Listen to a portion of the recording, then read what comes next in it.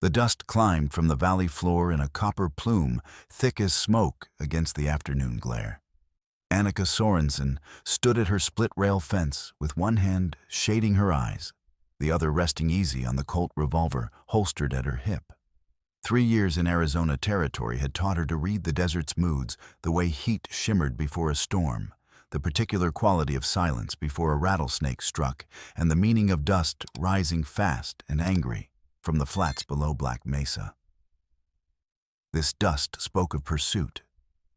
2 figures emerged, first small and stumbling against the vastness of red rock and creosote bush.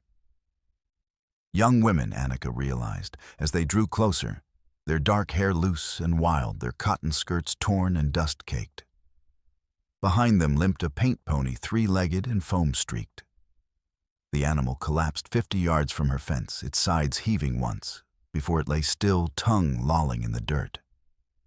The girls did not stop. The older one, perhaps 16, dragged the younger forward by the wrist. Blood had soaked through the younger girl's sleeve, dark and crusted. Their faces were Apache high cheekbones, dark eyes that held no plea, only the hard calculation of those who knew mercy was a luxury few could afford. Thunder rolled across the valley, though no clouds marred the brittle blue sky. Hoofbeats. 6 riders materialized from the dust cloud, spread in a hunting line, rifles laid across their thighs, with the casual readiness of men accustomed to violence. At their center rode a man in a black neckerchief, his hat pulled low over pale eyes. Sheriff Jackson Mercer called blackjack for reasons that had nothing to do with cards. Annika's pulse quickened, but her face remained still. She had learned that too, how to hide fear behind a Swedish mask of ice. The sisters reached her fence gasping. The younger one's knees buckled. Her sister caught her, held her upright through sheer will. Their eyes found Annika's, and in that split second a conversation happened without words. Help us. Hide us. Or step aside and let us die. Annika made her choice in the space between heartbeats. Not from kindness, kindness was a luxury like mercy, but from the cold certainty that whatever these girls had done, the men chasing them would do worse. She moved to her small corral behind the cabin, where her last horse stood in the sparse shade of a mesquite tree. A bay gelding 12 years old with intelligent eyes and a white star on his forehead. The only animal she had left after drought and fever took the others. The horse she used to haul water from Diamond Creek 3 miles distant. The horse that meant the difference between survival and dying of thirst. Annika untied the rope halter with quick, practiced hands. She led the gelding to the fence and shoved the rope into the older sister's hands. Their eyes met dark brown and pale blue. 2 women from worlds that rarely touched, except in violence. Ride. Annika said, her Swedish accent thick on the English word. South draw. Stay low. The older girl vaulted onto the horse's bare back with the ease of someone raised to ride before walking. She hauled her sister up behind her. The younger girl wrapped her arms around her sister's waist, and they were gone, the bay gelding kicking up pale sand as they vanished into the maze of buttes to the south. Annika walked back to her fence, positioned herself in front of it, and waited. Her hand stayed near her Colt, but not touching it, a statement without threat. Mercer's posse arrived in a thunder that shook the ground. The riders fanned out across her small yard with practiced efficiency, circling her cabin, peering into the shed, checking the empty corral. One man dismounted and walked through her vegetable patch, crushing the squash plants she had coaxed from the stubborn earth. He grinned at her while he did it.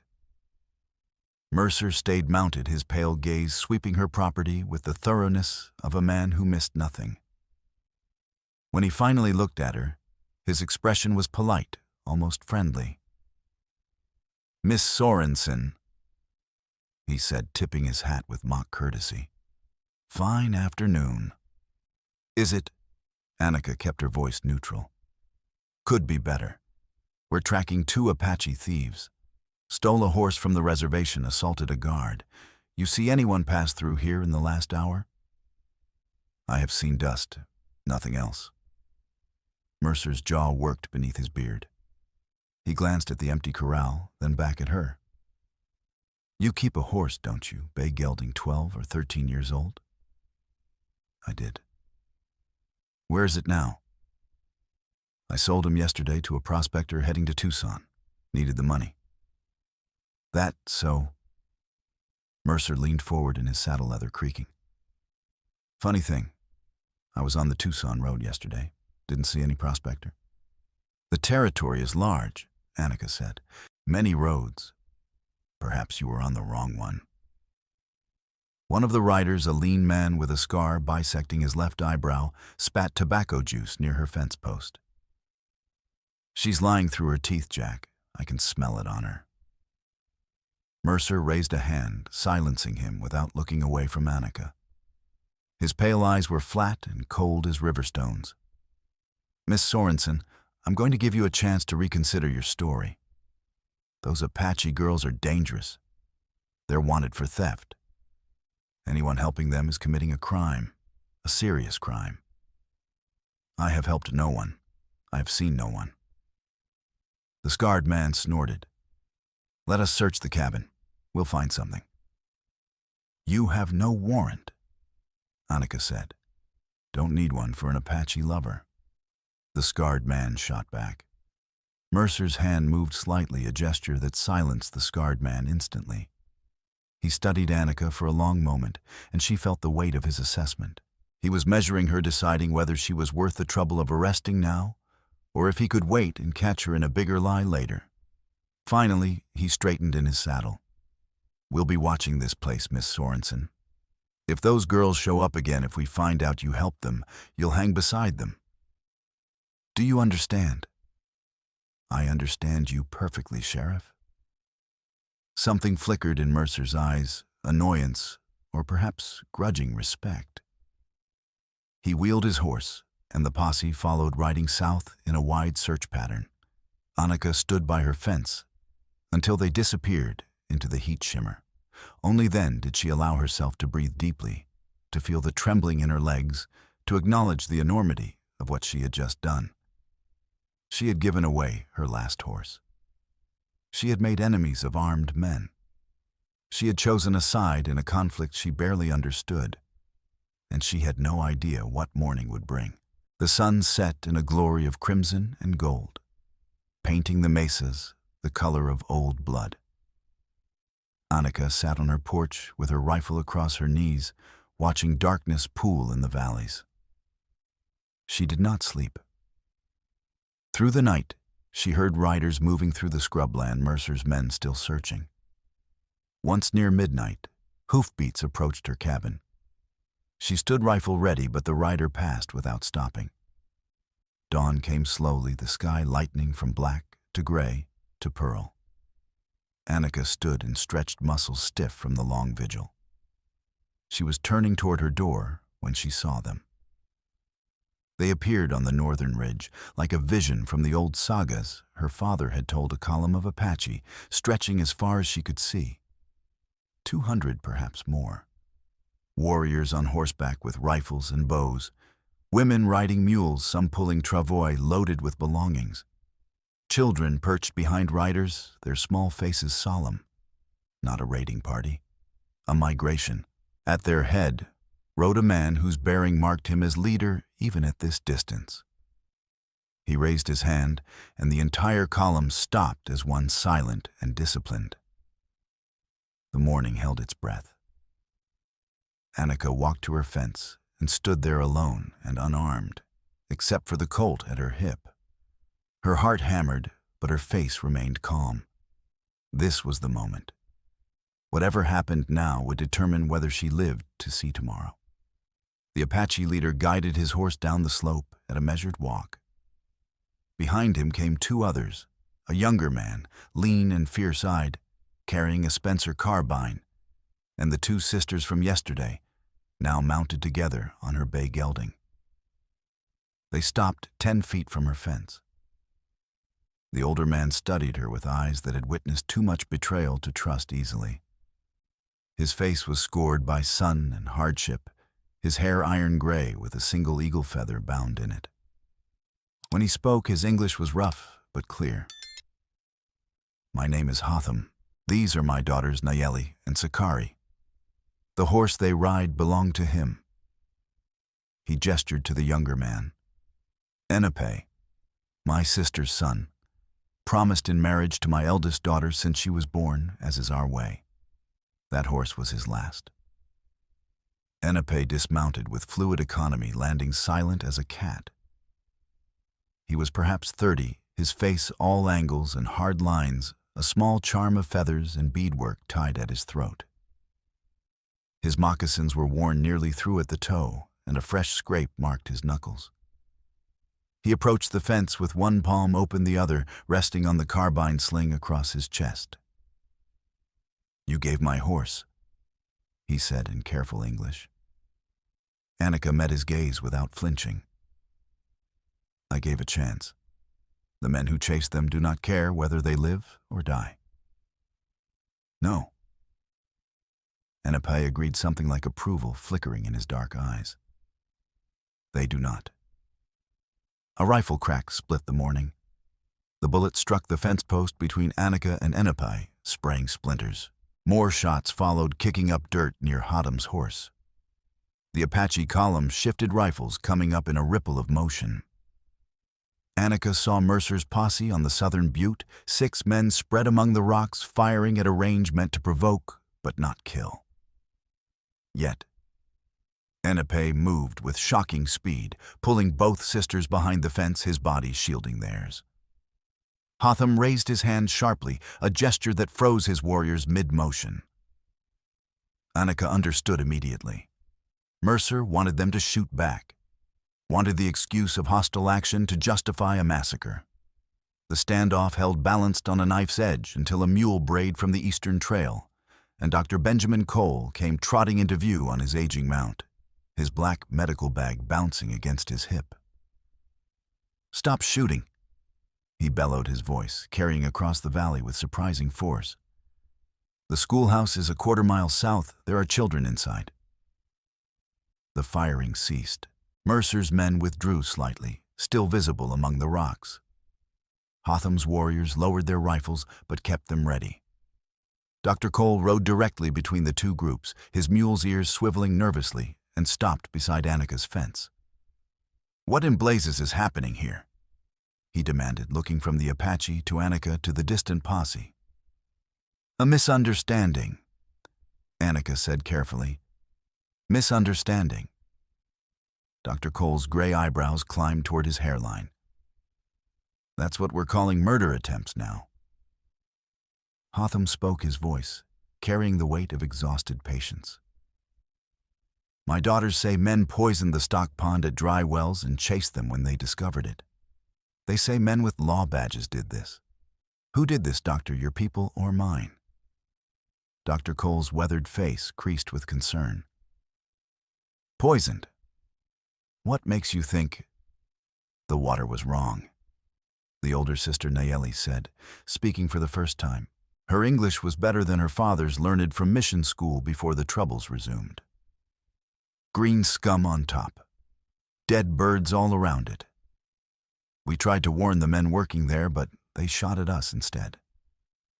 Annika's gaze drifted toward the southern hills, where Reginald Pike's ranch sprawled across the best grazing land in the valley. Pike had arrived 2 years ago with money cattle and ambition. Within 6 months, he had claimed water rights to Diamond Creek, by preemption hired armed guards to patrol his fence lines, and squeezed the small holders until some sold out cheap and others like Annika scraped by on what little water remained downstream. Pike's strongest ally was Sheriff Mercer. His loudest opposition was anyone fool enough to question his methods. "If someone poisoned the stock pond," Dr. Cole said slowly, "that's a serious crime. Federal crime, actually, since it's on open range." "Then someone wanted to kill livestock," Enepe said. "Or people. Or blame us and create excuse for removal." A dust cloud rose from the southern road. A wagon appeared driven by Lewis Hart, a widower farmer in his mid-40s, whose land bordered Annika's to the east. Beside him sat Hannah Bell, the schoolteacher, her gray dress dusty from travel. They pulled up near Dr. Cole's mule, and Lewis set the brake with a sharp crack. "What's all the shooting about?" he demanded. Then he saw the Apache. His hand moved toward the rifle under his seat. "Easy, Lewis," Dr. Cole said quickly. "Nobody's raiding anyone. We've got a situation here, but it's not what you think." Hannah climbed down from the wagon, adjusting her bonnet with brisk efficiency. She was perhaps 30, plain-faced, but sharp-eyed, the kind of woman who noticed everything and forgot nothing. She took in the scene, the Apache Annika, the bullet-splintered fence post, and her mouth tightened. "Mercer," she said flatly. "Mercer," Annika confirmed. "That man is a snake in a Sunday suit." Hannah turned to Hotham and spoke with clear conviction. "Sir, I teach at the mission school. Sakari was one of my students last year. She learns her letters faster than any child I've ever seen. If she says someone poisoned water, I believe her." Something eased in Hotham's weathered face, not trust, but the recognition of a truth spoken plainly. He nodded once. The moment stretched thin as wire. Then Enepe moved closer to Annika's fence, near enough that she could see the tired lines around his eyes, the way his wounded knuckles had scabbed poorly, the slight hitch in his breathing that suggested bruised ribs. He smelled of sage smoke and leather, and the particular dust of long travel. "The horse," he said quietly. "I need it.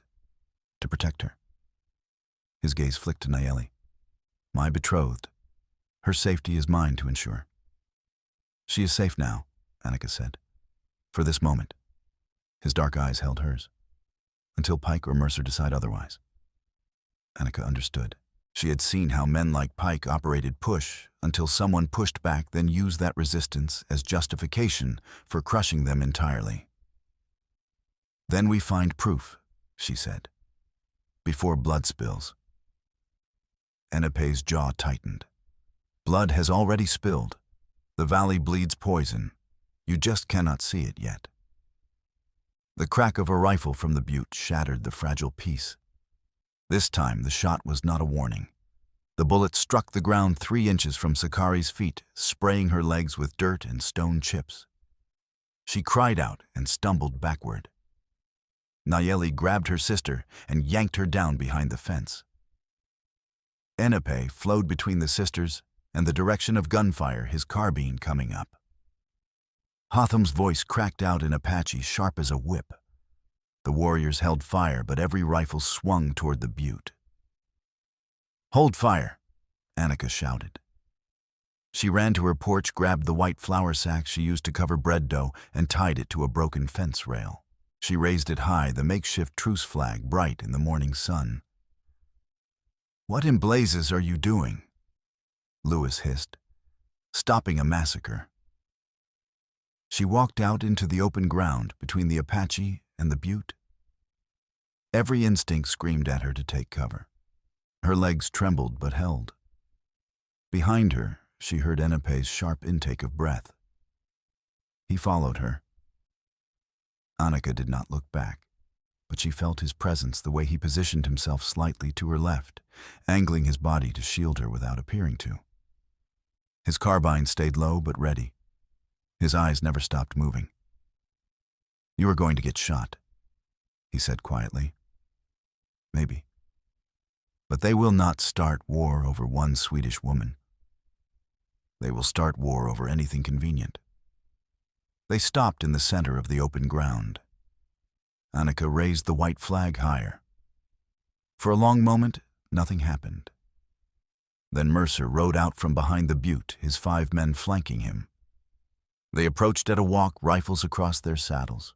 Mercer reined in 20 feet away. "Miss Sorensen," he said with exaggerated patience, "you're keeping mighty strange company." "Company that has done nothing wrong," Annika said.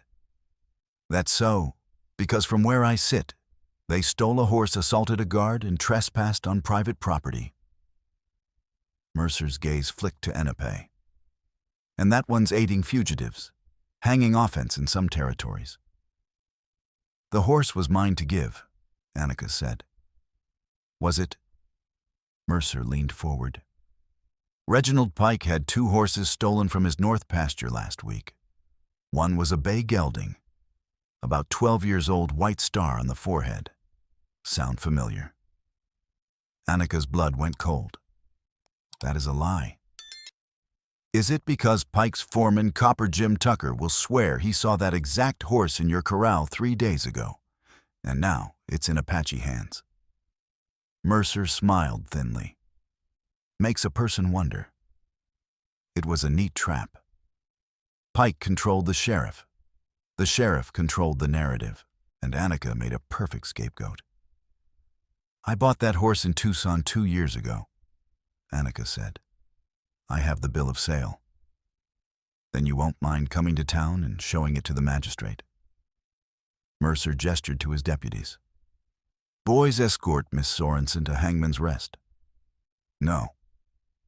Enepe's voice cut like a blade. She does not go with you. Son, you don't have a say in this. You lie. We all know it. Enepe's English broke down rough with anger. You chase my kin shoot at children, now take her because she helped? No. The scarred deputy laughed. The buck's giving orders now, Jack. Mercer's hand moved to his revolver. Behind them, Hotham's warriors raised their rifles. The morning balanced on massacre's edge. Dr. Cole spurred his mule forward, inserting himself between Mercer and Enepe. Gentlemen, please. If there's a question of ownership, let's settle it legally. Hannah Lewis and I can vouch for Annika's character. I'm sure you can, Doc. But I've got my orders. Mercer nodded to his deputies. Take her. 2 men dismounted. Annika's hand dropped to her Colt, but Enepe stepped in front of her. The deputies hesitated. The scarred man grinned and swung his rifle butt at Enepe's head. Enepe ducked. The stock whistled past his ear. He grabbed the man's wrist, twisted. The rifle clattered to the ground. The deputy swung wild. The punch connected with Enepe's jaw, snapping his head back. He staggered, but did not fall. Nayeli and Sakari darted forward, scratching and kicking. Annika kicked the second deputy hard in the knee. He stumbled, cursing. Chaos erupted, brief, vicious, desperate. Then Hotham was there, his voice like thunder, and his warriors surged forward before stopping at his command. The deputies froze. Mercer drew his revolver and fired into the air. Enough! The shot cracked across the valley. Miss Sorensen, you're under arrest for aiding fugitives and receiving stolen property. Come peaceful, or we'll drag you. Enepe stood panting, blood at the corner of his mouth. Annika met his eyes. She saw the calculation there. If she resisted, dozens would die. I will go, she said. No, Enepe started. Watch them. Annika interrupted, nodding to the sisters. Keep them safe. Hotham spoke sharply in Apache. Enepe's hands clenched, then slowly opened. He stepped back. The scarred deputy grabbed Annika's arms and wrenched them behind her back. He tied her wrists with rawhide, yanking the knots tight. They lifted her onto a spare horse. As Mercer's posse turned toward town, Annika looked back once. Enepe stood with Hotham and the sisters, his face unreadable, but his eyes following her with an intensity that made something in her chest tighten. Then dust swallowed the distance between them. The ride to Hangman's Rest took 3 hours through shimmering heat. The town squatted in a shallow basin, weathered buildings around a dusty main street. The jail at one end, gallows standing unused behind it. Mercer's deputies dismounted. The sheriff stretched like a man with all the time in the world. Cell 3, he told the deputy holding Annika's reins. Water once a day, nothing else. They dragged her inside. The jail was dim and sweltering, smelling of sweat and despair. 3 cells lined the back wall. They shoved Annika into the middle cell and locked the door with a rusty key. She stood in the center of the small space, breathing slowly, pushing down panic. The cell was perhaps 6 feet by 8, containing a wooden bunk with a straw mattress and a bucket in the corner.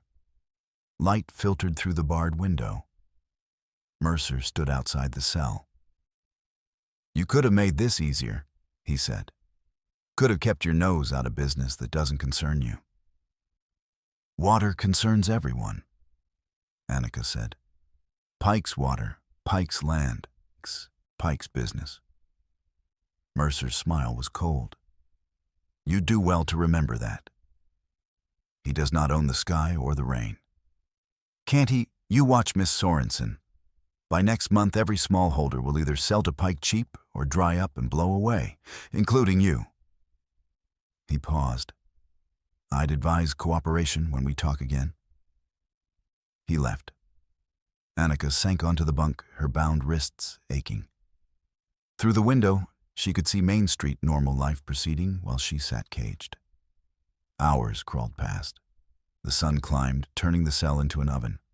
Sweat soaked through her shirt. She dozed fitfully, dreaming of water. She woke to footsteps. Hannah Bell entered carrying a basket. Behind her came a young deputy. 10 minutes, he said. No metal or rope. Hannah waited until he moved away, then approached the bars. She set the basket down and gripped Annika's hands. "Are you hurt?" "No." "Angry but not hurt." "Good. Because we have trouble brewing."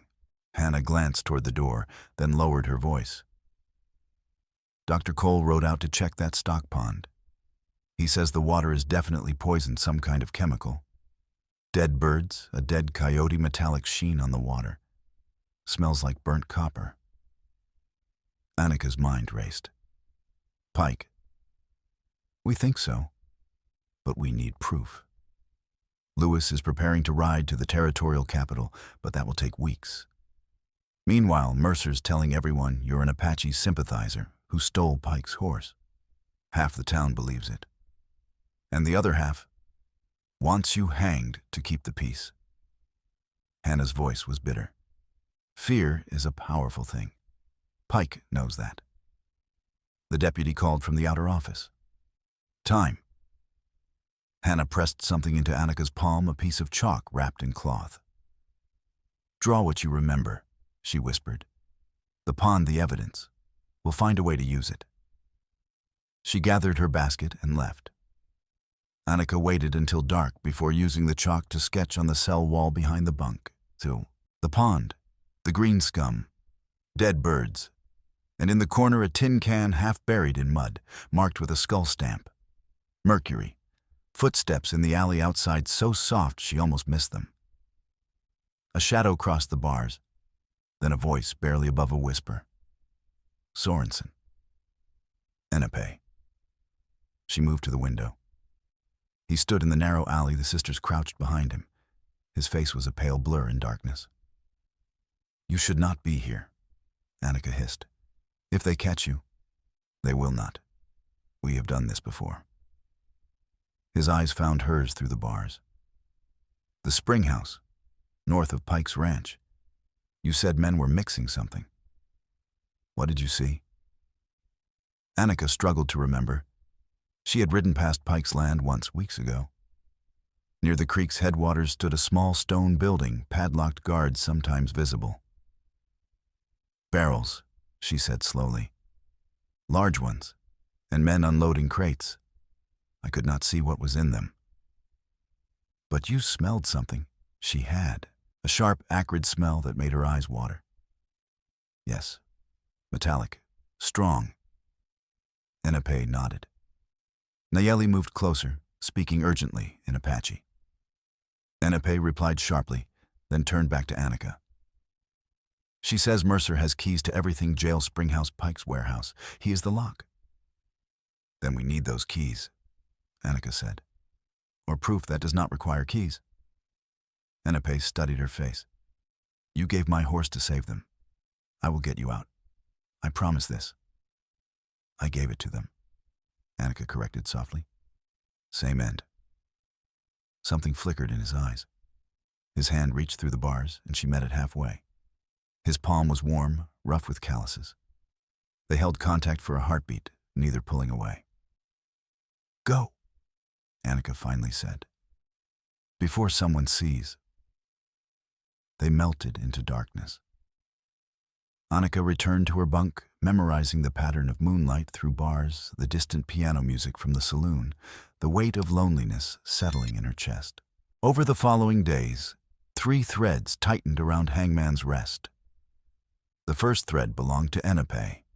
He moved through town at night with the sisters reading the settlement's rhythms. They learned when the saloon closed, when deputies changed shifts where shadows lay deepest. Most importantly, they watched the telegraph office. Samuel Birch called Smooth Sam for his oiled hair, and Easy Smile kept irregular hours. On the 3rd night, Apache watched through a crack in the office's back wall as Sam did something strange. A wire came through. Sam transcribed it quickly. Apache Camp Peaceful at Diamond Creek. Stop request Territorial Marshal. Investigate water contamination. Stop Dr. B. Cole, Hangman's Rest. Sam read it twice, crumpled it, tossed it in the trash. He wrote a new message. Apache threats continue. Stop. Send armed men. Immediately stop. Urgent stop our pike. He sent the altered message, then left whistling. Apache waited, and then picked the back door's simple lock with wire. Inside, he dug through the trash and retrieved the crumpled original. He smoothed it carefully. At the jail's rear window, he showed Annika. The wires are lies, he whispered. All of them. Sam works for Pike. Annika gripped the bars. Then no one outside knows the truth. No one with power. Frustration roughened Apache's voice.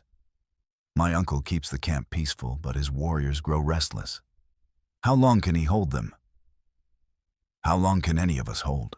Annika countered. This valley is powder waiting for a match. Nayeli spoke urgently in Apache. Apache translated. She says we must get inside the spring house. If there is proof there, crates, containers, records, we can show the town. Mercer keeps it locked. Guards patrol constantly. Then we find another way. Apache's hand found hers through the bars, and this time the touch carried more than reassurance. There was warmth connection. Time is short. Pike sent for hired guns, 50 men. They arrive in 2 days. 2 days. Annika felt urgency like a weight. Then we move soon. Yes. His thumb brushed her palm. Together. The second thread belonged to Dr. Cole. He had treated miners near Tombstone, seen mercury poisoning the tremors, the madness, the death. If Pike was dumping quicksilver into the water, the valley faced years of contamination. He could not let it stand. On the 4th day, he rode to Pike's ranch on the pretext of checking cattle. Pike's foreman, Copper Jim Tucker, met him at the gate. Tucker was barrel-chested with copper hair and fists like mallets.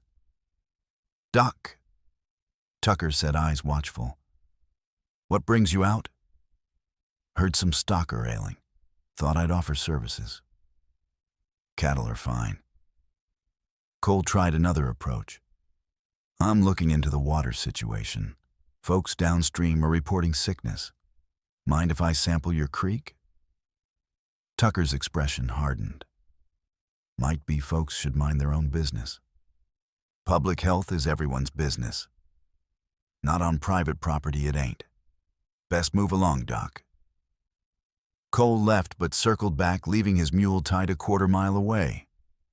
He approached the spring house on foot. The building was stone, perhaps 15 feet square, heavy door secured by a massive padlock. 2 guards patrolled, but lazily stopping to smoke and talk. Cole waited until both guards moved to the far side, then crept to a small rear window. Through it, He could see barrels stacked against one wall, each marked with skull and crossbones. A wooden crate stenciled, "Quicksilver San Francisco Mining Supply." Papers on a table maps with marks and notes and what looked like a ledger. A sound behind him. Cole turned to find Copper Jim 8 feet away, rifle pointed at his chest. "Told you to leave, Doc. I was just spying, trespassing." Tucker gestured with the rifle. "Move. Pike will want to talk." They walked toward the ranch house, but as they passed the corral, Lewis Hart emerged from behind a water trough, leading Cole's mule. "There you are, Doc," Lewis called loudly. "Been looking all over. Your mule got loose." The distraction lasted seconds. Cole kicked backward heel connecting with Tucker's knee. The big man stumbled. Cole ran dodging around the fence. A rifle shot cracked the bullet-chewing splinters from a post. Another shot. Lewis threw the reins to Cole and vaulted onto his own horse. They galloped hard, bullets snapping around them. But Pike's men did not pursue beyond the property line. As they slowed on the main road, both breathing hard, Lewis asked, "See anything useful?" "Enough." Cole's hands shook. "Quicksilver crates, maps of water sources, and a ledger I caught a glimpse. Entries labeled B. Mercer security payment. Pike is paying the sheriff regular wages." "Blast it." Lewis spat. "We need that ledger." "We need to stay alive long enough to testify," Cole countered. "Pike knows we're onto him now."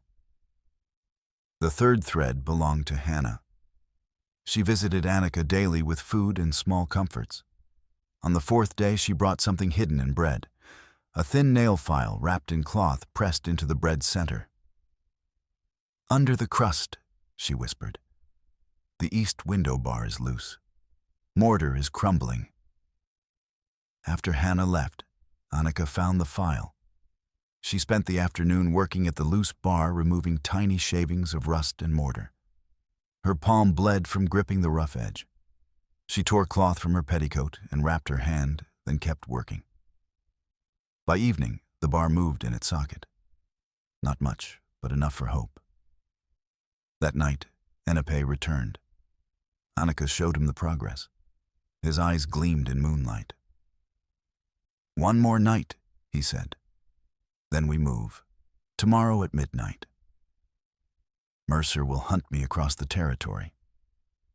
Then we give him something bigger to worry about." Enepe pulled a folded paper from his shirt and passed it through the bars.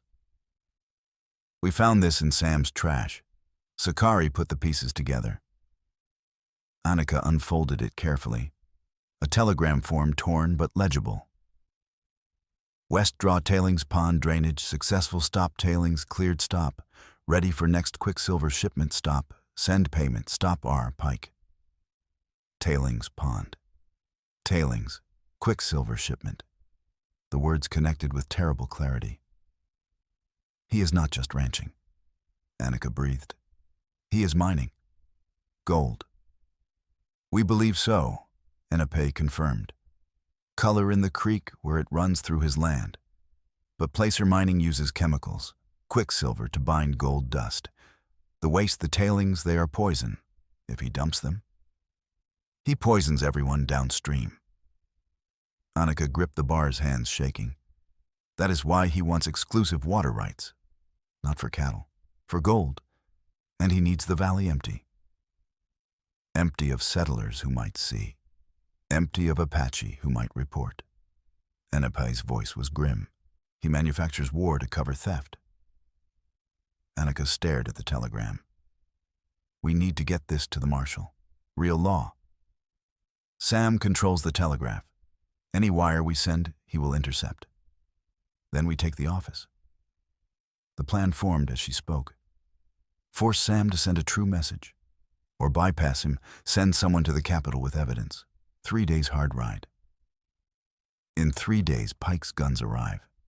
In 3 days, Hotham's patience may break. We do not have 3 days. Enepe's hand reached through the bars. She met it instinctively. We have tomorrow night. One chance. His thumb brushed her bleeding palm. He frowned at the blood seeping through the bandage. You are hurt. It will heal. Let me. He pulled his canteen, uncapped it, and carefully poured water over her hand, rinsing blood and grit. The water was precious rationed, but he used what was needed. Annika watched his face in moonlight, the concentration in his eyes, the gentle precision, the way his jaw tightened, as if her pain caused him physical discomfort. Something in her chest constricted. Why do you help me? She asked quietly. Really? Apache's hands stilled. He looked up, their faces close enough that she could see amber flecks in his eyes, feel his breath.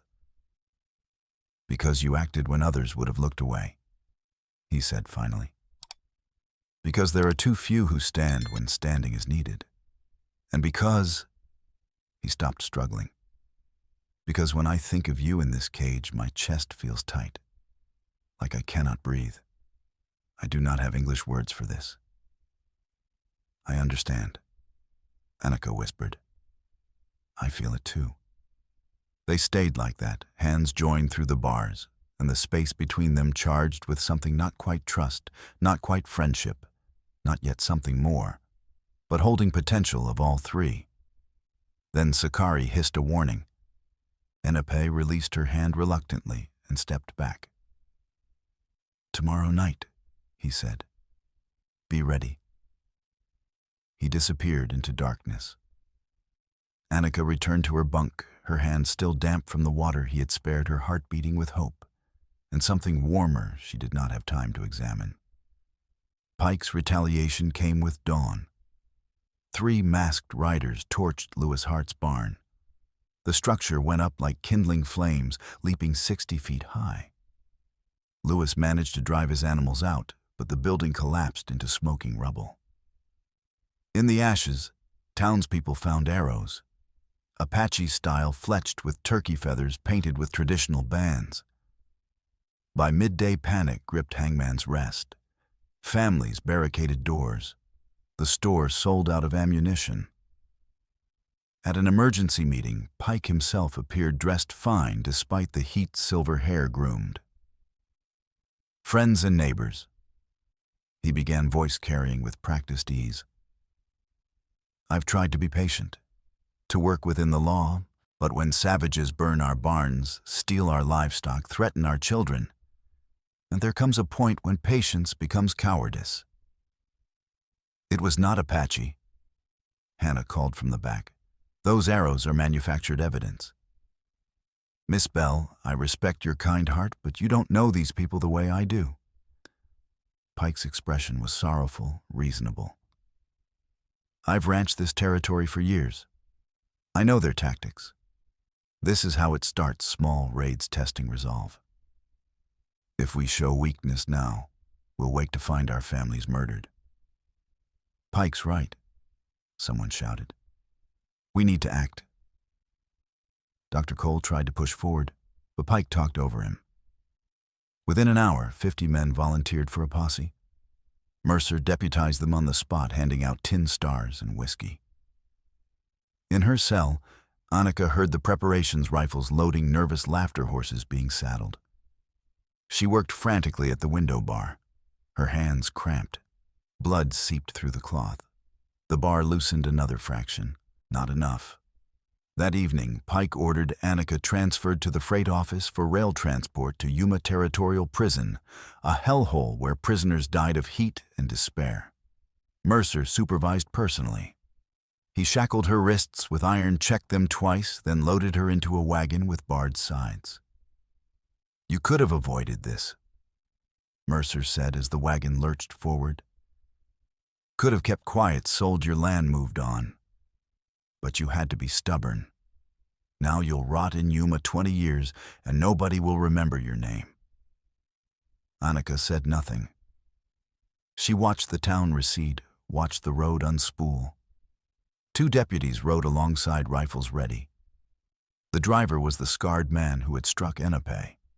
He whistled tunelessly, occasionally spitting tobacco. The road wound through low hills studded with saguaro and Palo Verde shadows lengthening.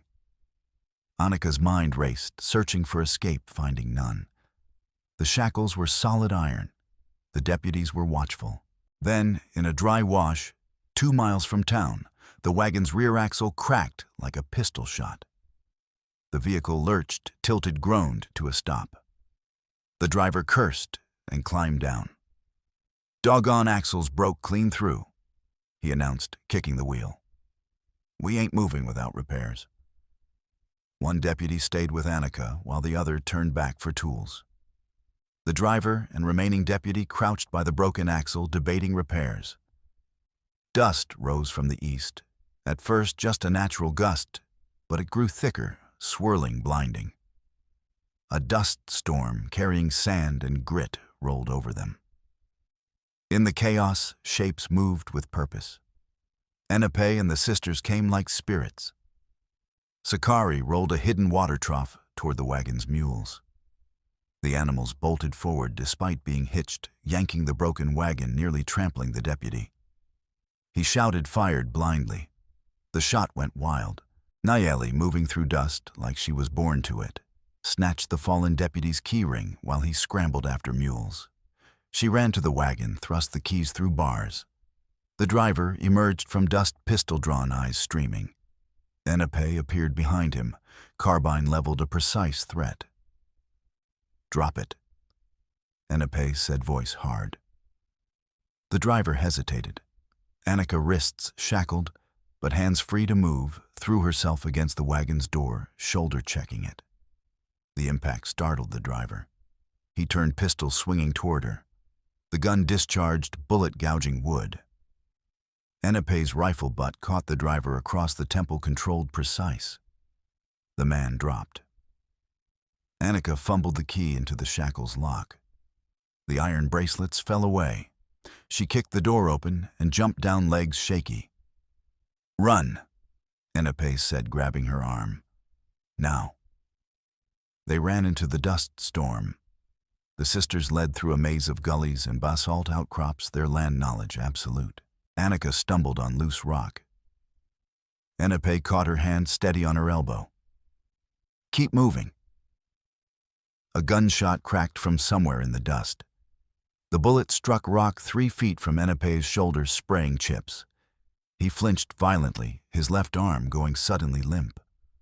Blood began darkening his shirt. "You are hit. Keep moving," he repeated through gritted teeth. They reached a narrow canyon where shadows lay thick and dust could not penetrate. Enepe leaned against a rock, breathing, hard face, pale and sheened with sweat. Blood seeped steadily from his shoulder. Nayeli tore fabric from her skirt and pressed it against the wound. Enepe hissed but did not cry out. Annika crouched beside him. "How bad?" "Bullet grazed. Bone is whole, I think." His voice was tight, each word controlled. "But I cannot use this arm well now. You will need to help. Tell me. Bind it tight. Then we move before they bring dogs." His eyes found hers in dimness, and she saw not just pain, but urgency. "We are running out of time. Mercer sent a wire yesterday for those guns. They arrive tomorrow evening. If they reach Hotham's camp, massacre, Annika finished. Yes, not war. Massacre. 200 Apache against 100 armed men with orders to clear the valley. My people will fight, but..." He did not finish. She took the cloth from Nayeli and wrapped Enepe's shoulder, pulling the knot tight. He grimaced. When she finished, their faces were inches apart, close enough to see gold flecks in his eyes, tension in his jaw, the way he fought to stay conscious. "You should have left me in that wagon," she said quietly. "No." His good hand came up, gripping her wrist, not restraining, anchoring. "You gave my horse. I give you freedom. I keep my word always. Even wounded. Especially then. Words mean nothing if they break when tested." His grip tightened. "And I think maybe it is not just about the horse anymore. Annika felt her breath catch. She started to respond, but Sakari whispered urgently from where she watched the canyon mouth. Enepe translated, pulling himself together with visible effort. She says, "We must reach the spring house tonight, before the posse rides at dawn. If we can get proof, it might stop the war." Annika finished. She looked at his wounded shoulder, his pale face. "Can you travel? I can do what I must." He pushed away from the wall, swaying. Annika moved to his good side, bracing him. His weight against her was solid and warm, and she felt his heart beat through his shirt, too fast, but strong. Together, limping and determined, they followed the sisters through darkening canyons toward Pike's ranch and the locked spring house that held evidence worth dying for. The moon rose full and cold over Diamond Creek. Pike's ranch sprawled dark against Hill's lamplit windows like yellow eyes. The spring house stood apart, stone walls pale in moonlight, guarded by two men with rifles pacing a predictable pattern. Beyond it, the creek glittered poisoned water, running clear and deadly toward the valley below. Enepe crouched in sagebrush with Annika, the sisters, and surprisingly, Dr. Cole and Lewis, who had ridden from town after hearing of Annika's escape. Cole carried his medical bag. Lewis carried a shotgun and the look of a man at his limit. "There," Enepe whispered, pointing with his good arm. His wounded shoulder was bound tightly, but blood had seeped through. "The ledger, inside." "Heavily guarded," Lewis noted. "Always guarded. But guards are human. They tire. Make mistakes." Enepe's voice was steady despite pain. "We need a significant distraction." Cole opened his bag, pulled out a glass bottle half full of clear liquid. "Ether. Highly flammable. If we soak cloth and light it near the stables—" "No," Annika interrupted sharply. "Fire kills animals. We are not like them." "Then what?" Lewis demanded. Annika's gaze swept the ranch buildings, tracking layout patterns, weaknesses. An idea formed, dangerous but possible. "The telegraph office in town. Hannah is still there. If we signal her, if she sends a message claiming marshals are en route, Pike's men will panic, rush to hide evidence. In that confusion, Sam will intercept it," Enepe said. "He always does. Not if Sam is otherwise occupied." Annika turned to the sisters. "Can you reach the office, create enough chaos that Sam must leave his post or cannot function?" Nayeli's grin was fierce. She spoke rapidly in Apache. Enepe translated, a hint of amusement touching his voice, despite pain. "She says yes. She and Sakari will make Sam very busy. She suggests involving the saloon's chickens and possibly a skunk." "I do not need details," Annika said. "Just results." "Then we move now." Annika looked at each of them. "This is the moment.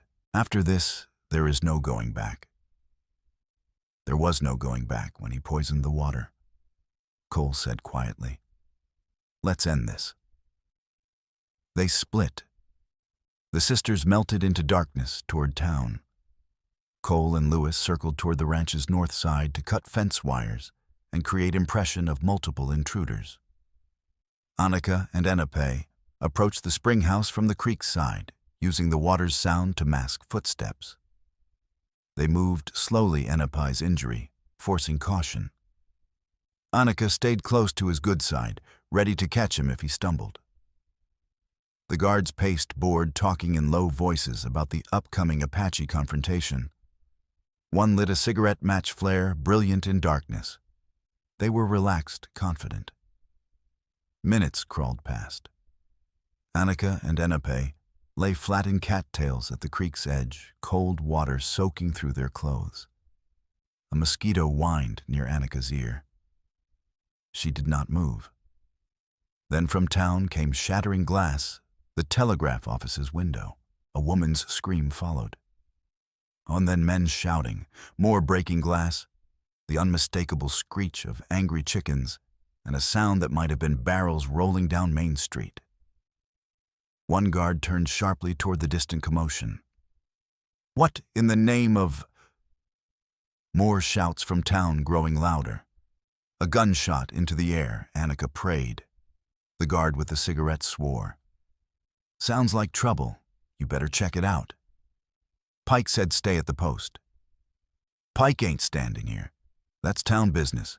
Sheriff needs help. Go." The second guard hesitated, then jogged toward town, rifle bouncing. The first guard remained, but his attention was divided now, gaze flicking constantly toward distant chaos. Enipe moved despite his wound flowing through shadows with deadly grace. Even injured, his stalking was flawless weight distributed perfectly, no sound, no wasted motion. He reached the guard's blind side and struck with the carbine stock precise blow to the skull's base. The man dropped without sound.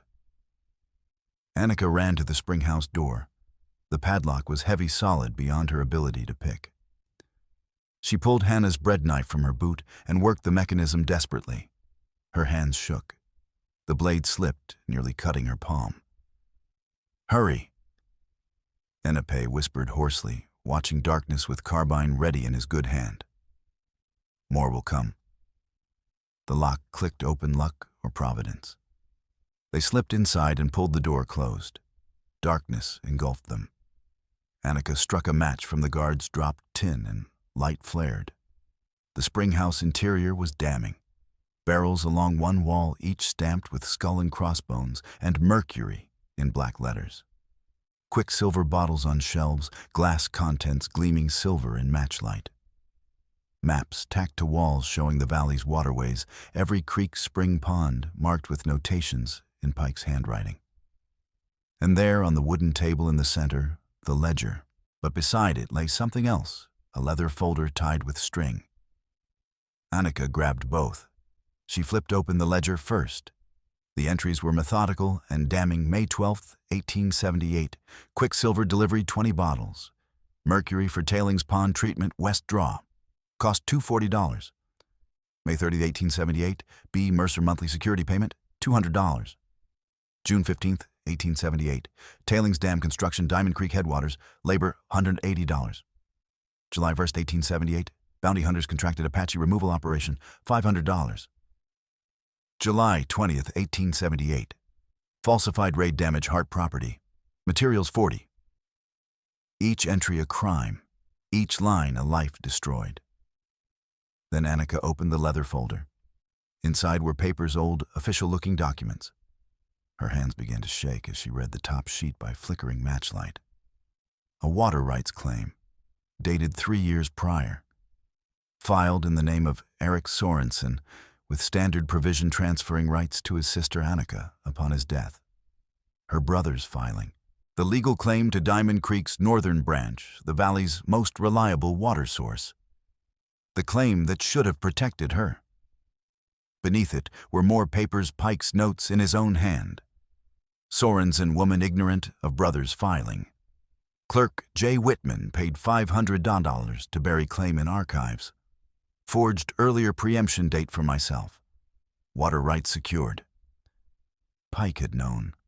Had stolen her rightful claim through fraud and bribery. Had built his empire on theft of her brother's legacy. Rage flooded through Annika, cold and clarifying. This was not just about the valley. This was personal. Pike had not only poisoned the land, he had stolen her future, her brother's gift, her means of survival. "Take them," Enipe said urgently. "Both. We must go now." A shout outside. The door slammed open with force enough to crack against the wall. Copper Jim Tucker filled the doorway, pistol in one hand, lantern in the other, his face split by a triumphant grin. "Well now," he said, voice carrying satisfied menace. "Look what wandered into the trap." Behind him, a half-dozen of Pike's men appeared, rifles raised. Annika and Enipe backed against the far wall. Enipe's carbine was slung across his back, no time to reach it. Annika clutched both the ledger and the folder to her chest like shields. Tucker stepped inside boots, loud on stone. Boss said you'd come for these eventually. Said you were too stupid to realize we've been watching and waiting. Then let us go, Annika said, knowing it was futile. You have us. These do not matter. Don't they? That ledger has interesting reading. And that folder. Tucker's grin widened. That there's the proof Pike stole your water rights. Can't have that getting out. Bad for business. He gestured with the pistol. Hand them over, lady. No. Tucker's expression vanished. He lunged forward, reaching for the documents. Enepe intercepted, moving faster than a wounded man should, his good arm hooking around Tucker's thick neck. They crashed into the table, scattering papers and bottles. Tucker was heavier, stronger, but Enepe had warrior skill and desperate need. Tucker slammed Enepe against the stone wall. Enepe's wounded shoulder struck first. He gasped, his grip faltering for just a second. Tucker broke free, breathing hard, and drew a Bowie knife from his belt, 8 inches of wicked steel that gleamed in lantern light. He raised it, and Annika saw murder in his eyes. She grabbed the shovel leaning against the wall and swung with all her strength. The flat blade caught Tucker across the back, staggering him. He whirled, slashing. The knife tore her sleeve and drew blood along her forearm, shallow but burning. She hit him again, aiming for the knee. The shovel connected with a solid thunk. Tucker bellowed and stumbled. Enepe, moving through agony that must have been excruciating, wrenched the knife from Tucker's hand. With his good arm, twisted the big man's wrist at an unnatural angle. The knife clattered away. Tucker swung wild, connecting with Enepe's wounded shoulder. Enepe went pale, swayed. Outside, more shouts. Gunfire cracked Cole and Lewis, engaging Pike's men. Then a new sound cut through the chaos building like distant thunder hoofbeats. Many hoofbeats. Annika risked a glance through the doorway and saw a sight that made her heart leap. Hotham's warriors poured down from the ridge like a flood, 200 strong, surrounding Pike's ranch in a massive ring. They had heard the gunfire and come not to attack, but to bear witness. At their head rode Hotham, one hand raised in peace gesture, the other holding something white, Hannah's telegram. The marshal's response somehow sent through despite Sam's interference. Pike's men hesitated, suddenly outnumbered 10-1. Mercer appeared from the main house, still in nightshirt, his face ashen as he took in the Apache forces. He saw the springhouse door open, saw Annika holding both the ledger and the folder, saw his whole carefully constructed web collapsing. Hellfire, he breathed. Pike himself emerged from the ranch house, dressed in nightclothes with a rifle. He took in the scene, the Apache, the scattered papers, his men frozen, and his face twisted with fury and desperate fear. "You fools," he snarled at his men. "They're bluffing. The marshal is days away. We end this now." He raised his rifle toward Hotham. Dr. Cole stepped into the open hands, raised, placing himself between Pike and the Apache leader. "Stop, Reginald. For mercy's sake, stop. It's over. The evidence is here in your own hand. The message was sent and received. You've lost." Pike's rifle swung toward Cole. "I haven't lost a damn thing." He fired. The bullet struck Cole in the side, spinning him. He fell hard, clutching his ribs, blood welling between his fingers and staining dust dark. Hannah's scream cut through the night from somewhere near the ranch gate. She had come with the Apache. Lewis roared in fury and rage, voice breaking. He discharged his shotgun into the air, a warning, not attack, but the sound was thunder. Hotham's warriors surged forward 20 yards before stopping at their leader's sharp command. The night balanced on massacre's edge. Then Hotham himself rode forward alone, his horse's hooves loud in sudden silence. He stopped between Pike and the fallen doctor. "No more," he said in English, each word deliberate and weighted. "No more blood, no more poison, no more lies." He held up the telegram, and Annika could see the territorial seal stamped on a paper, even from this distance. Your own law comes for you now. They know what you did. Marshal Ross and 6 deputies 3 days' ride from here, but coming certain. If you fight now, you die a murderer, and your men hang beside you. If you surrender, you face your own justice. Choose wisely. Pike's face twisted through a dozen emotions. In seconds, fury, fear, desperation, calculation. The rifle stayed trained on Hotham, but his hand trembled on the trigger. For a long moment, Annika thought he would fire again, would choose death over capture, and drag them all into hell. Then something broke in Pike's expression. His shoulders slumped slightly. The rifle lowered an inch. Take them, Mercer said wearily to his few remaining deputies. Take them all into custody. Do it peacefully. But Pike was not done. As 2 deputies stepped forward to disarm him, Pike's face transformed. The defeat vanished, replaced by something far more dangerous, the desperate fury of a man who had lost everything and wanted to ensure no one else won. If I can't have this valley, Pike snarled, his voice rising to a shout, then no one will. He turned and ran not toward his horse or the ranch house, but toward a small equipment shed behind the spring house. Copper Jim tried to grab him, but Pike shoved him aside with surprising strength. Several of Pike's men raised rifles uncertainly, not understanding. Stop him! Enipe's shouted voice cutting through confusion. He had seen something, a wooden box partially visible through the shed's open door wires trailing from it. A plunger detonator. Pike had prepared for this possibility, had mined the tailings dam. Pike reached the shed, grabbed the plunger box, and yanked it outside where everyone could see. His face was wild now, all pretense of civilization stripped away. You want proof? You want evidence? I'll give you proof of what happens to people who cross Reginald Pike. No, multiple voices shouted. Pike slammed his palm down on the plunger. The explosion was not loud, more of a muffled thump carried on wind from upstream. But the result was apocalyptic. The tailings dam, weakened by poor construction and packed with months of mercury-laden mining waste, crumbled under the force of carefully placed charges. For a single heartbeat, nothing seemed to happen. Then the sound reached them, a roar, like continuous thunder, the grinding of stone and earth giving way. A wall of dark water and toxic sludge appeared at the valley's head, visible even in moonlight as a black mass that swallowed everything in its path. It was not water. It was death-given liquid form, carrying dissolved mercury mining chemicals, broken timber, and tons of poisoned mud. It swept down the creek channel with the force of divine wrath, tearing away fences, smashing through corrals, collapsing a storage shed with a crack like artillery. Run! Enipe shouted, voice raw. High ground, move now. Chaos erupted.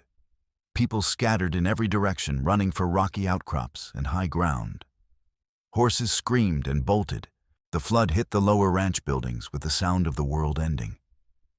The water rose impossibly fast, churning with debris and chemicals that made the air itself burn to breathe.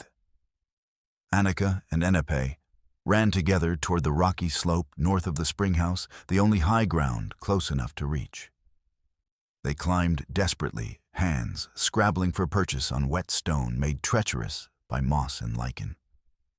The toxic water rose behind them, clawing at their heels spray, reaching up to wet their legs. Annika's boots slipped on smooth stone. She fell hard, shin-cracking against rock wind knocked from her lungs. She slid backward 3 feet toward the churning water below.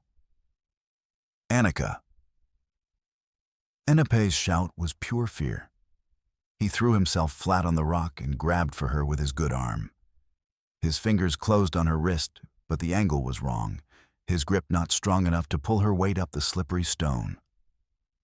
She slid another inch. The water was 6 feet below now by 4, close enough that she could smell the chemical stench could see the dark poison churning with broken wood and dead things. Without hesitation, Enipe used his wounded arm. He reached down with both hands, ignoring the agony it must have caused, and hauled her up with raw strength born of desperation. She heard him gasp, saw his face go bone-white with pain. But he did not let go. He pulled her up the slope, his wounded shoulder screaming but holding. They reached a flat ledge 20 feet above the flood and collapsed there, gasping for air. Below them, the toxic water churned and roiled, carrying death. Enipe's shoulder bled fresh through the bandage, the wound torn open by the exertion. His face was sheened with cold sweat, his jaw clenched so tight she could see muscles jumping. "You used your hurt arm," Annika said through gasps for breath. "You could have crippled yourself permanently." "You were falling," he said simply, as if that explained everything. Nayeli and Sakari appeared above them on the ledge, reaching down to help pull them further up to safety. They collapsed together in a small group, lungs burning, muscles trembling. From her vantage, Annika watched the flood with horror. It swept through the valley like a scythe. But then she saw something that made her heart swell. Hotham's warriors had formed human chains in the shallows, hauling people from the water, regardless of whose side they had been on. Apache hands pulled Pike's men from the flood. Apache women waded into toxic shallows to drag stunned settlers to safety. Hotham himself rode his horse into knee-deep water to reach an unconscious deputy, hauling the man across his saddle and carrying him to dry ground. Mercy in action. A creed stronger than vengeance. Proof that humanity could survive even in hell. Pike himself had been thrown from his feet by the force of his own detonation. He scrambled toward higher ground, but slipped in mud. The black water caught him, knocked him down, pulled him under. He surfaced 10 yards downstream, coughing and clawing at debris, the current dragging him toward where the flood waters spread into a toxic lake. Mercer stood on the bank watching his employer drown. For a long moment, the corrupt sheriff did nothing, his face unreadable. Then something shifted in his expression. Not compassion exactly, but perhaps recognition that letting Pike die would make him no better than the man he had served. Mercer waded into the poisoned water up to his waist, grabbed Pike by the collar, and hauled him bodily toward shore. Pike fought him, perhaps not understanding rescue, perhaps preferring death to capture. But Mercer was stronger and determined. He dragged Pike to the muddy bank and dumped him there like a sack of grain. "You'll live to face trial," Mercer said flatly, voice carrying in the sudden relative quiet as the flood began to spread and slow. "Federal trial for murder, attempted murder, poisoning, public water fraud, and theft. You'll hang legal, Pike. Not in this flood you caused." Pike lay coughing and retching on the mud, broken and defeated. Nearby, Copper Jim Tucker sat with his head in his hands, his face streaked with mud and what might have been tears. As the water began to spread across the valley floor, dissipating its force and diluting the worst of the poison, Hannah Bell appeared on the ridge above the flood telegram forms, clutched in her shaking hands, face streaked with tears of relief. The marshal responded.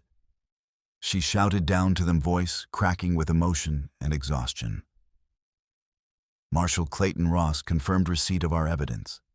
He sent word he's 3 days' ride out with 6 deputies and federal warrants. It's over. It's truly over. Annika sagged against the rock, every muscle trembling with exhaustion. Beside her, Enipe breathed hard, face still pale from pain, wounded shoulder bleeding freely now. She turned to him, and their eyes met, exhaustion, relief, pain, and something deeper neither had words for, but both recognized. She looked down at the documents still clutched in her hand. Somehow she had held on to them through the climb and the near fall. The ledger that documented Pike's crimes, and the folder that proved he had stolen her brother's legacy, her rightful water claim. He took everything, she said quietly. Not just from the valley, from me. from my brother's memory. Anapi's good hand found hers squeezed gently. He took nothing that matters. You are alive. The truth is known. Your brother's gift cannot be stolen anymore. Dr. Cole, wounded but conscious and alive, was being tended by Hotham's wife, her skill with herbs and poultices evident. Lewis stood nearby, shotgun finely lowered, staring at the devastation with the numb expression of a man processing trauma. The valley, for the first time in months, fell quiet, except for the receding water and the wind through sage. Dawn was perhaps an hour away. The flood receded slowly over the following days, leaving a scarred landscape but paradoxically cleansed. The mercury-laden water and mining waste diluted by the massive volume spread across the broad valley floor, where it gradually sank into sand or evaporated under the relentless sun. The worst of the concentrated poison had been flushed from the creek's headwaters in one catastrophic purge. Pike sat on the muddy ground outside his ruined ranch, shackled hand and foot with iron, his fine clothes destroyed and caked with toxic mud, his silver hair matted and filthy. All trace of the wealthy rancher was gone, replaced by a broken man who had gambled everything and lost. Beside him sat Mercer, similarly shackled, staring at nothing. The corrupt sheriff had not spoken since pulling Pike from the flood. Dr. Cole's testimony, combined with the ledger Annika had recovered, the stolen water rights documents, and the telegrams Hannah had preserved, left no room for denials or legal maneuvering. The evidence was overwhelming. Copper Jim Tucker and several other hired men surrendered without resistance. They were disarmed by Hotham's warriors and held under guard in what remained of the bunkhouse. Samuel Birch, the telegraph operator, tried to flee when he realized the conspiracy had collapsed. He made it less than a mile before being caught by Hannah Bell and a group of furious townswomen. They dragged him back and delivered him to the makeshift jail, trussed like a turkey and babbling confessions in exchange for mercy. On the second day after the flood, Annika sat with the dried ledger pages and the water rights documents spread on flat rocks. Each entry remained visible. Pike's meticulous record-keeping had become his indictment. But it was the folder of stolen documents that held her attention longest. Her brother's careful filing, his foresight in securing her future, Pike's cold notes about bribing clerks and forging dates. All of it preserved, all of it proof. Dr. Cole, his side wound cleaned and stitched, wrapped the dried pages carefully in oilcloth. "This is everything we need," he said, voice weak but determined. The man condemned himself with his own pen. Hannah arrived with the sisters, all three dusty but triumphant. "Sam Birch has been singing like a trained songbird," Hannah reported with grim satisfaction. "He's confirmed everything, every altered wire, every false report, every payment from Pike. He's agreed to testify to avoid hanging." Over the following 3 days, an uneasy peace settled over the valley. Hotham's people remained camped near Diamond Creek, and this time no settler objected. The barriers that had seemed so solid before began to dissolve. Women from town brought food to the Apache camp. Apache women shared medicinal herbs and showed settler wives how to treat burns and wounds with desert plants. Children from both communities played together in the dust, building elaborate stick forts and playing games that mixed English and Apache rules into something new. Annika worked alongside Anapi, rebuilding the fence the flood had destroyed. His shoulder healed slowly, painfully. The wound had torn open badly when he used both arms to save her, and now it limited his movement. He had retained perhaps 80% of his strength in that arm, enough to work and fight if needed, but he would carry the limitation for the rest of his life. She compensated without being asked, holding posts steady, while he hammered one-handed lifting wire he could not manage alone, passing tools before he had to reach for them. Their rhythm was easy and natural, born of necessity, but sustained by something deeper. On the afternoon of the third day, Nayeli approached them where they worked under the brutal sun. Her expression was serious, formal. She spoke to Enepe in Apache, her words carrying the cadence of ritual. He listened carefully, his face showing surprise, and then something like sadness mixed with relief. He replied at length, also formally. When it ended, Nayeli turned to Annika and spoke in her careful English. "I release him from our betrothal," she said with quiet dignity. "Our families arranged our marriage when I was born.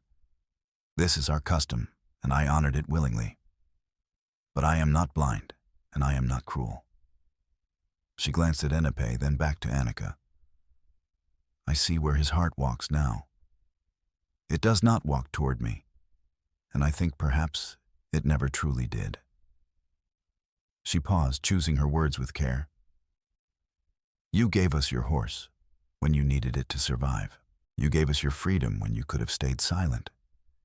You stood between guns and my sister. These are debts of honor." Her voice softened slightly. "This is my gift to both of you, the freedom to choose your own path without dishonoring either family. Choose well."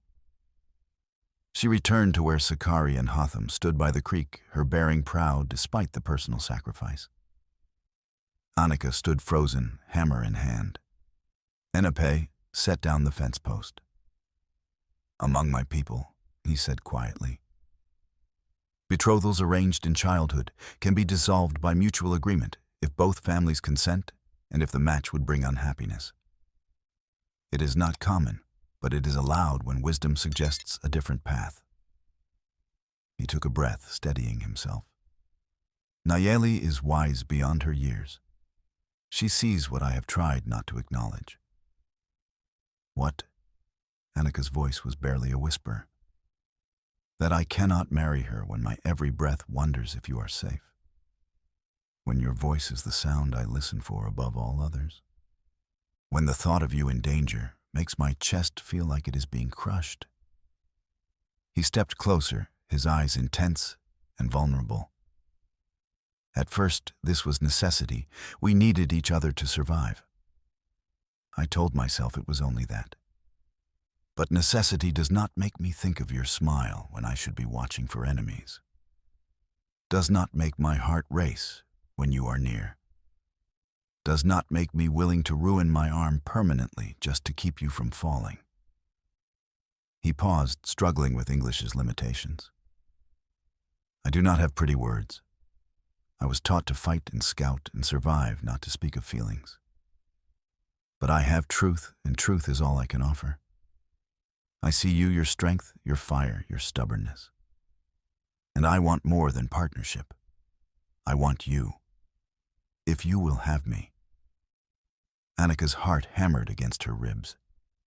Every practical voice in her head screamed warnings. They came from different worlds, spoke different languages, faced a future complicated by prejudice and law and 100 obstacles. But another voice, deeper and truer, spoke louder. This was the man who had risked his life to free her from jail, who had used his wounded arm to save her from drowning in poison, because letting her fall was unthinkable. She kissed him. It was brief and fierce, and entirely improper, a Swedish immigrant woman kissing an Apache warrior in broad daylight where anyone might see. But in that moment, standing in the ruins of a fence and a valley's near destruction, neither of them cared about propriety. When they broke apart, both were breathing hard. "I gave your horse to save 2 girls I did not know," Annika said, voice unsteady. "You gave me freedom, stood between me and death more times than I can count. Now I give you this truth, I see you too. I see your honor, your courage, your heart, that is both fierce and gentle. And I choose you, Enepe. If you will have a stubborn Swedish woman who seems to attract trouble." His smile was slow and genuine, transforming his usually serious face. "I think trouble is exactly what I need. And I think you are exactly what I did not know I was waiting for." He kissed her again, longer this time, his good arm wrapping around her waist and pulling her close. The fence could wait. The world could wait. Territorial Marshal Clayton Ross arrived on the fourth day with 6 deputies, enough legal authority to settle matters and a reputation for incorruptible fairness. He spent 2 days interviewing witnesses, examining evidence, consulting with Hotham through an interpreter. By week's end, federal warrants were issued.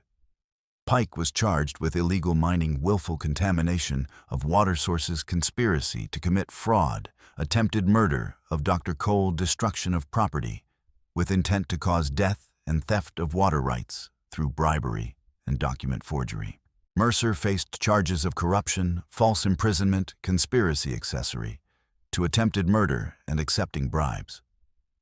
Tucker received a lighter sentence in exchange for testimony.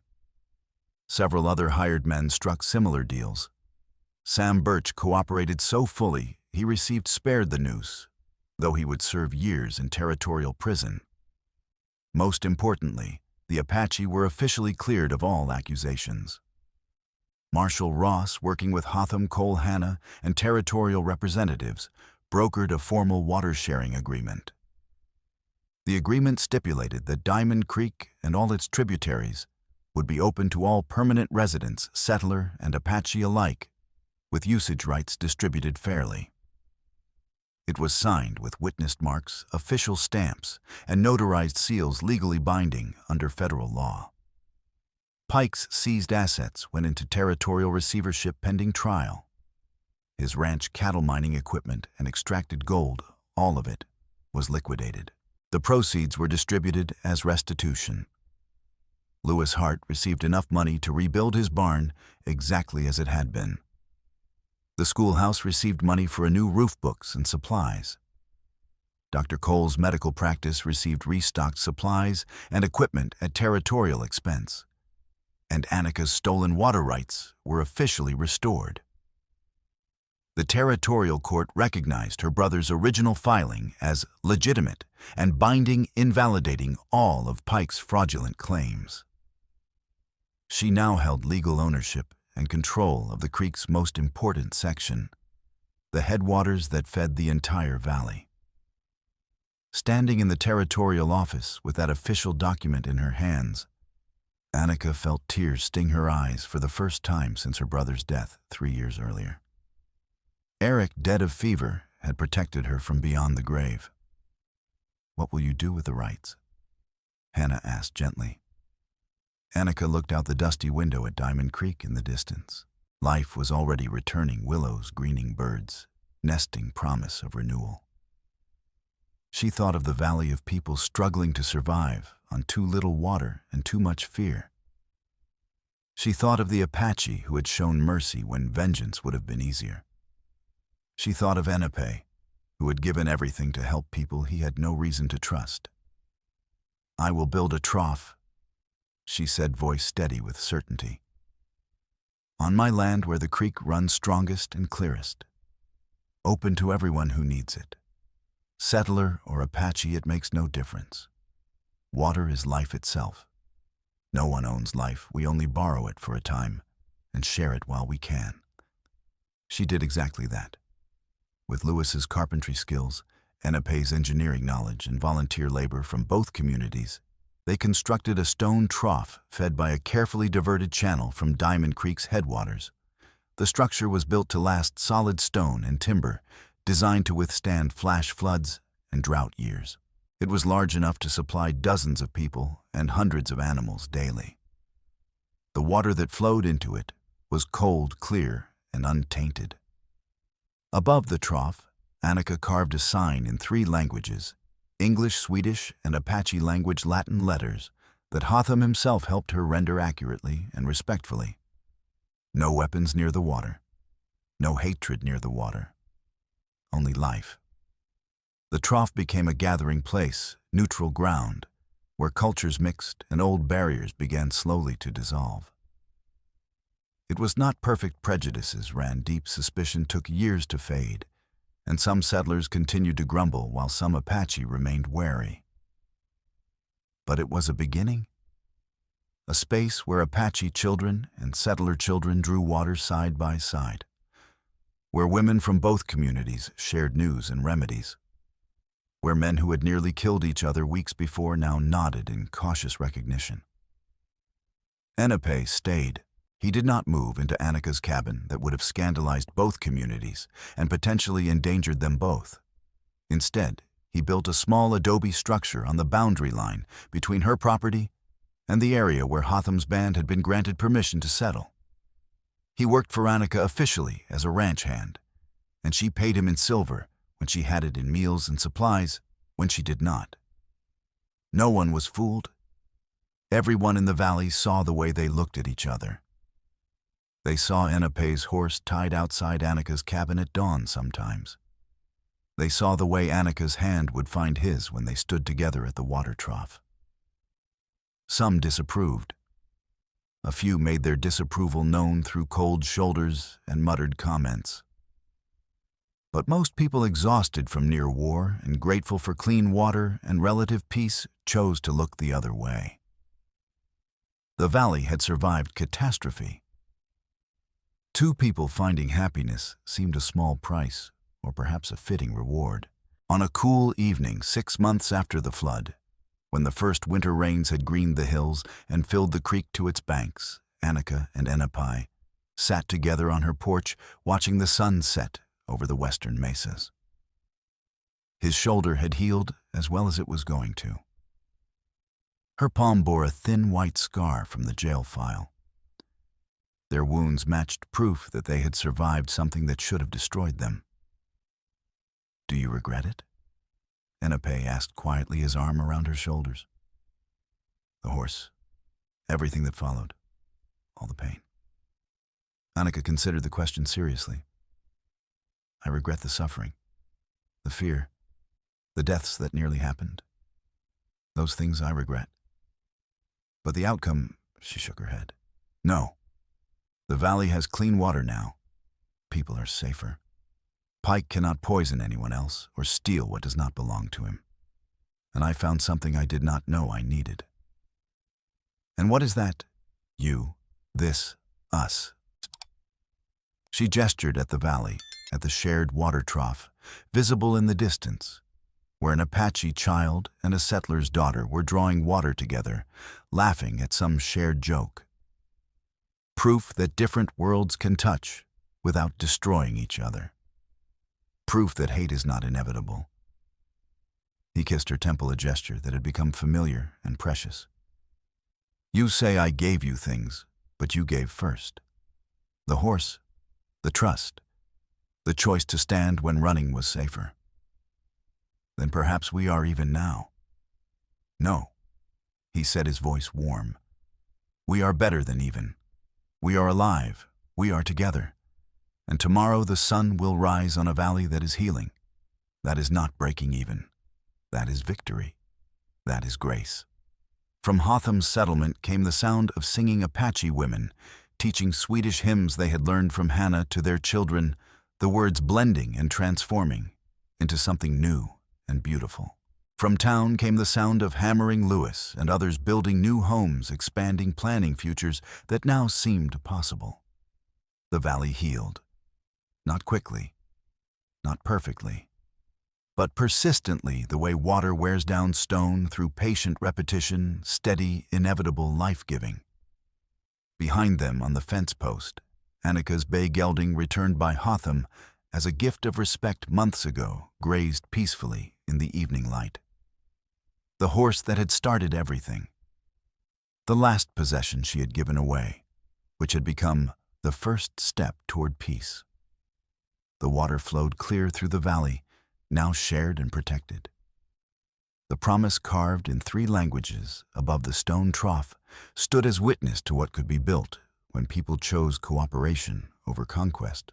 And 2 people who had given everything to save this valley sat together watching stars emerge one by one over the desert. And they both called home proof that from destruction and fear and near war, something good and lasting could still grow. The promise kept. The water shared. The future earned.